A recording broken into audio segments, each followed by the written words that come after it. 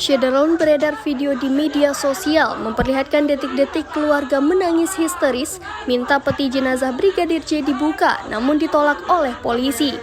Tampak dalam video itu, ayah dan ibu Brigadir J sampai menangis histeris memohon untuk melihat jasad anaknya. Adapun menurut Samuel Huta Barat, polisi yang datang ke rumahnya mengantarkan jenazah Brigadir J pada Sabtu 9 Juli 2022 sekitar pukul 14 waktu Indonesia Barat. Pada saat itu, lanjut Samuel Huta Barat, pihak keluarga sempat bersitegang dengan polisi yang mengantarkan jenazah Brigadir J. Penyebabnya, pihak keluarga dilarang membuka peti jenazah Brigadir J.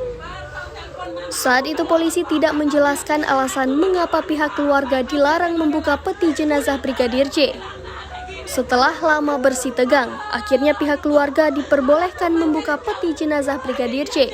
Namun dengan catatan hanya orang tua, saudara kandung, dan bibi yang boleh melihatnya.